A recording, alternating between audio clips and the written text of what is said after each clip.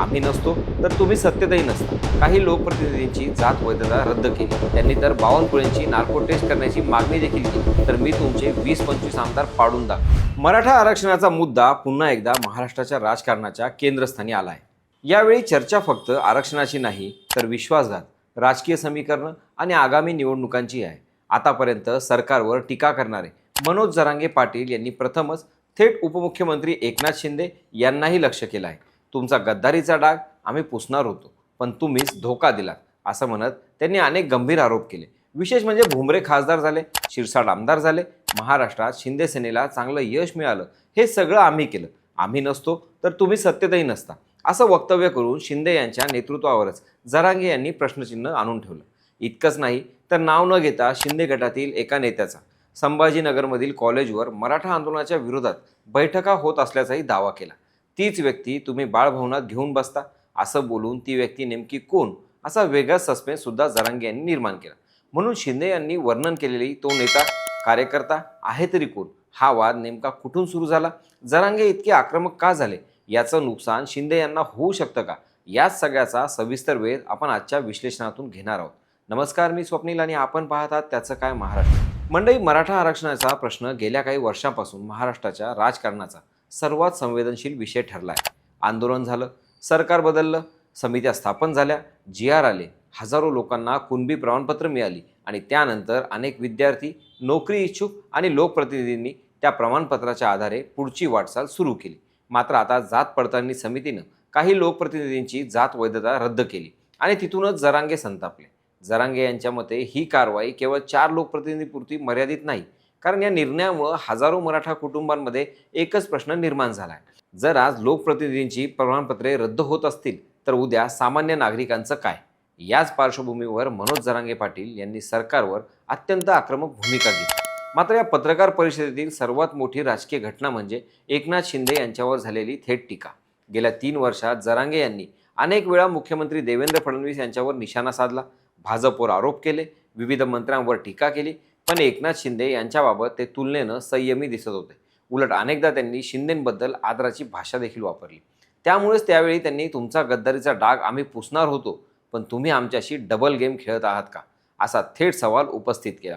तेव्हा अनेकांच्या भुवया उंचावल्या, कारण ही केवळ टीका नव्हती, हा शिंदे आणि जरांगे संबंधांमध्ये बदल झाल्याचा स्पष्ट राजकीय संदेश होता। जरांगेच्या भाषणात आणखी एक महत्त्वाचा मुद्दा समोर आला।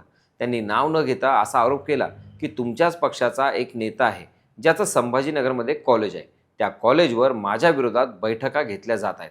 सुरुवातीला त्यांनी कोणाचंही नाव घेतलं नाही, त्यामुळे राजकीय वर्तुळात अनेक तर्कवितर्क सुरू झाले, पण काही तासातच या विधानाला ओबीसी नेते लक्ष्मण हाके यांनी उत्तर दिलं। आम्ही बाळासाहेब भवनात गेलो होतो, म्हणून जरांगेच्या पोटात का दुखतं, असा सवाल करत त्यांनी प्रत्युत्तर दिलं। त्यामुळे जरांगेंनी सूचित केलेली व्यक्ती नेमकी कोण, याबाबतचं चित्र जवळपास स्पष्ट झालं। इथे महत्त्वाचं म्हणजे जरांगेंनी नाव घेतलं नव्हतं, मात्र उत्तर देताना हाके स्वतःच या वादाच्या केंद्रस्थानी आले आणि जरांगे यांनी टीका केलेली व्यक्ती हाकेच असल्याचं स्पष्ट झालं। त्यामुळे हा मुद्दा केवळ आंदोलनापुरता न राहता मराठा विरुद्ध ओबीसी या राजकीय संघर्षाचं प्रतीक बनू लागला। याच ठिकाणी या संपूर्ण प्रकरणाचा राजकीय अर्थ समजून घ्या, कारण जरांगे यांचा आरोप केवळ एका बैठकीपुरता मर्यादित नाही। त्यांच्या म्हणण्यानुसार मराठा आंदोलनाला कमकुवत करण्यासाठी वेगवेगळ्या स्तरावर प्रयत्न होत आहेत। सरकारमधील काही नेते, काही ओबीसी संघटना आणि काही स्थानिक राजकीय चेहरे यांच्यात समन्वय असल्याचा त्यांचा आरोप आहे। दुसरीकडे हाके यांचं म्हणणं अगदी उलट आहे। त्यांच्या मते जरांगे आरक्षणाच्या मुद्द्यापेक्षा राजकारण अधिक करत आहेत आणि विशिष्ट नेत्यांना निवडून आणल्याची कबुली स्वतः देत आहेत। त्यामुळे आता हा संघर्ष केवळ 2 व्यक्तींमधील राहिलेला नाही, तर 2 वेगवेगळ्या राजकीय कथनांमधील संघर्ष बनत चालला आहे। आता इथेच या संपूर्ण प्रकरणाचा राजकीय पट आणखी मोठा होतो, कारण जरांगेंनी फक्त एकनाथ शिंदेवरच निशाणा साधला नाही, तर त्यांनी थेट चंद्रशेखर बावनकुळे आणि मुख्यमंत्री देवेंद्र फडणवीस यांनाही लक्ष्य केलं। जरांगेंचा आरोप होता की कुणबी प्रमाणपत्रे रद्द करण्यामागे राजकीय दबाव आहे। त्यांनी तर बावनकुळेंची नार्को टेस्ट करण्याची मागणी देखील केली। जर एवढे अधिकार त्यांना दिले असतील तर मी तुमचे 20-25 आमदार पाडून दाखवेल, असा इशाराही दिला। त्याचवेळी त्यांनी फडणवीसांनाही उद्देशून मराठ्यांना उगाच अंगावर घेऊ नका, असा थेट इशारा दिला।